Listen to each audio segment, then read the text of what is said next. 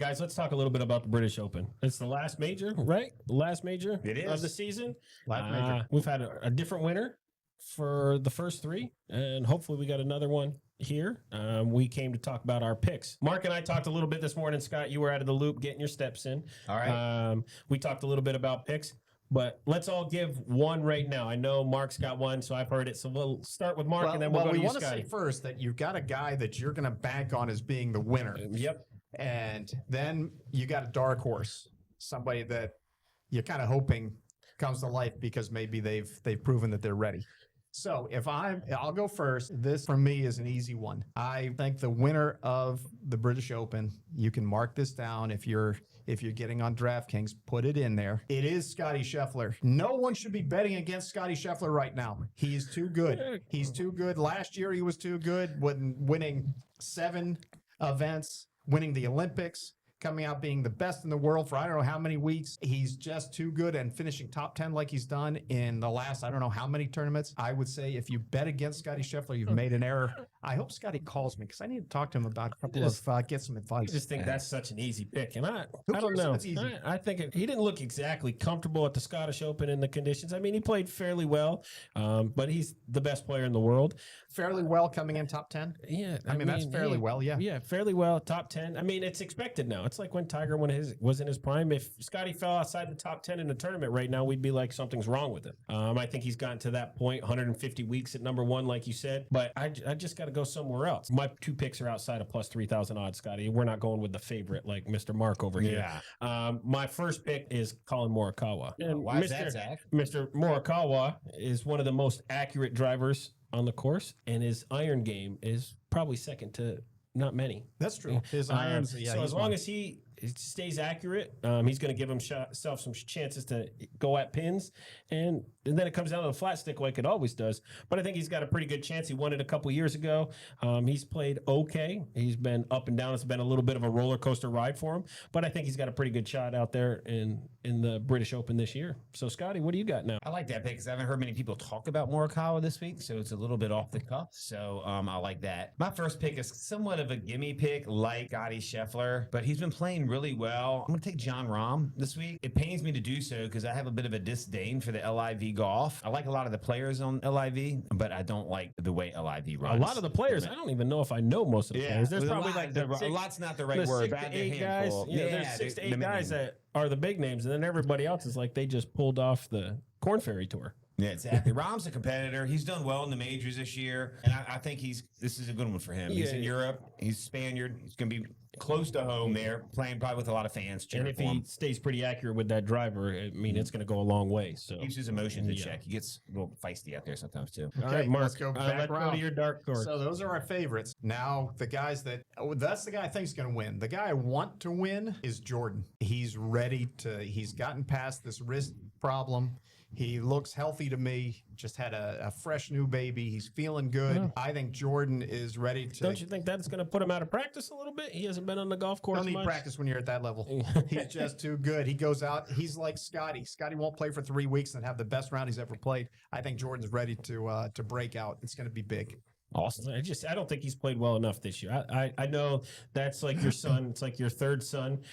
You're a big fan of his, but I just don't think he's played well enough or been on the course enough with everything going on to have a chance. But I'll respect your choice, Dad. Those are my 2 Dallas kids. So that's good. You're staying in the state of Texas. My second pick isn't far, in terms of odds, isn't far off from Colin Morikawa. He's a little plus 5,000 guy. He's done pretty well this year on the tour. Sepp Straka is my other guy. It's a Georgia boy. Love it. Yeah. He's played really well. He made 12 of the 19 cuts he's been in, and he took second 2 years ago in the event, top 25 last year, and he's played really well this year. So I think he's got a chance to compete and possibly win it. So that's my dark horse. There you go. My dark horse is in the same realm of Sepp Straka, is Matt Fitzpatrick. I was close to picking him. Yeah, he's been playing well the last couple weeks. He did well in the Scottish Open. He looked good last week. He was playing well. He manages this course well. He hasn't done well since he won a major. I think it was in 2022 or 2023 when he won his last major. I don't think he has a PGA Tour win since that. So, but I think he's been looking better. I think the fans are going to be behind him as well. I think it might rain a little bit, not hard. And I read somewhere that he does well in the rain. In the conditions. That's In part of the reason conditions. it was between Matt Fitzpatrick and Sepp Straka, because both of them fare pretty well in those windy, wet conditions. And that's why I went there. But Fitzpatrick was a close pick for me behind Sepp. So Interesting that none of us took Rory. He's got Irish to be boy. the odds-on favorite. One of them. Well, I think he's Scotty the second is, favorite. yeah. Scotty's the favorite, and then Rory's right behind him. I think he was like plus 750. It's just Rory. It's a roller coaster of emotions. He's a bit of a head case these days. He can play well, and then all of a sudden it seems like he has no idea what he's doing, and he might not compete with us on the golf course.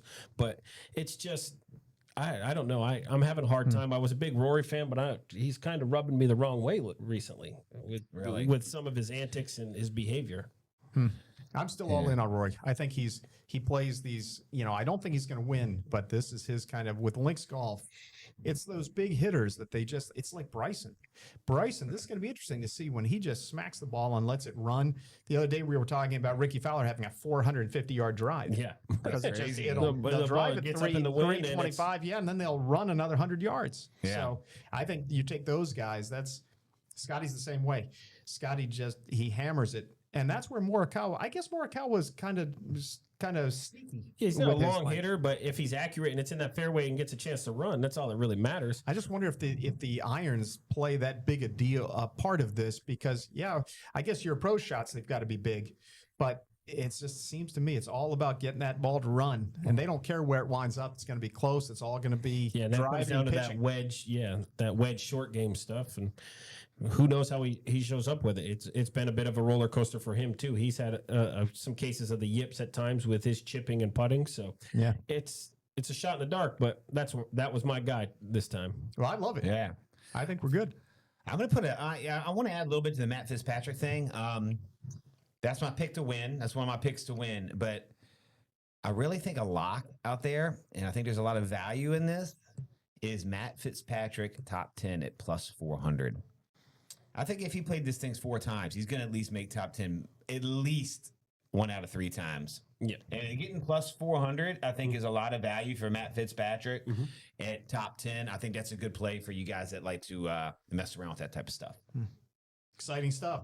All right. So again, we're always looking for comments, and I'm sure we're going to get a lot of them, because probably half the people out there think that we don't know what we're talking about. So that's good. I'm If not you sure don't we think we do. know what we're talking about, let us know that, because we love to respond to those comments too.